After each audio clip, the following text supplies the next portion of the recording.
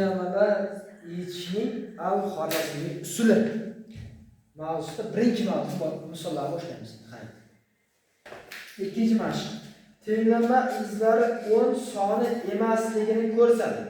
Birinchi misoldan boshlaymiz. 0.02 x teng 0.002. Bu misolda tenglamamizni 10 emasligini ko'rsatishimiz kerak. Qarang. Mana bu virguldan keyin ishlar ham bor. Ikkita. Bundachi? 3ta. Eng kichik uchi sursak bo'ladi. Mana buni ikkita surib 2 qo'ya olsak bo'ladi. 2x qilamizmi? Mana buni ikkita surib necha qilamiz? Buni bilan 2 qilamiz. Endi x topishni qilamiz. 0.2 ni bo'lamiz ichiga 2 ga. X imizni ichiga teng chiqarishni hisoblasak 0.1 mi? 0.1. Endi javobim bizga savolda aytganki, tenglama izi 10 emasligini ko'rsating. 10 emasmi? Yo'q. Qilmasa, 30 darajada ketadi. Xo'p. Shu tenglamalar teng kuchlimi? 3x - 4 teng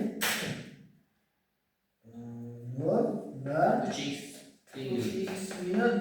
3x teng nima? 4. Teng 4 mi?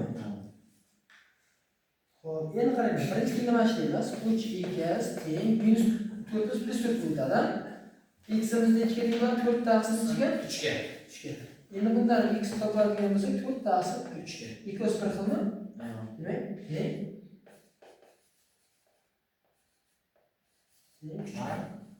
Mana qanday 4 taqsim chiqadi? 4 taqsim qanday 4 taqsim chiqadi?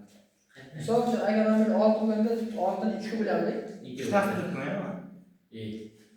Barakalla mana. Misol uchun 6x teng 12 turda.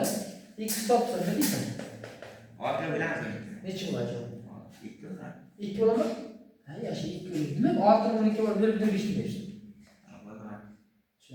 Ayni qanday qiymatda tenglamalar eng kuchli bo'ladi? 19-misol. 5x - a teng 2x - 2. Keyingisi 3x + 2 barobar 6x + 5. O'sha ifodalar teng kuchli bo'ladi-da. Endi qaranglar. Mana shu ifoda teng kuchli bo'lish uchun, misol uchun bu yerda x topsak bo'ladimi? X topamiz. Demak, nima bo'ladi? 3x 5x - 2x teng -2 + a. Buni ishlaydigan 3x teng a - 2. 3x imiz shunga teng bo'ladi. 3x.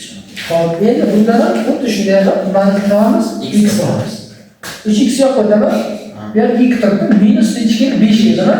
Teng 6x minus 3x. Xo'p, aytsa minus 3x 3 mi? 3 teng minus 3.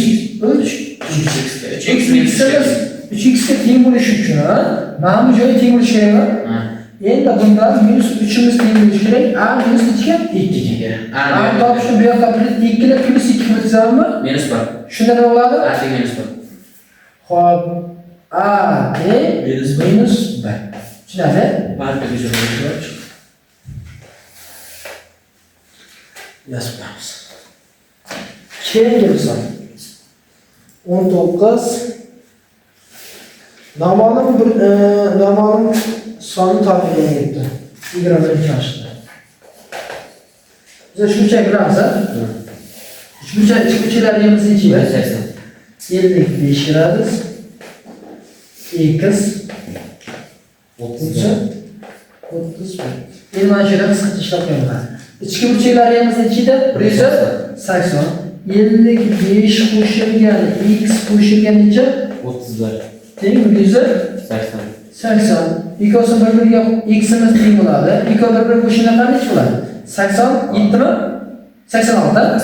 180 dan ayiramiz ichida 80. 80 ni ayirib turganimizda 100 bo'lardi. 6 ni ayirib tursak 90. Yaxshi. Sevmasmi?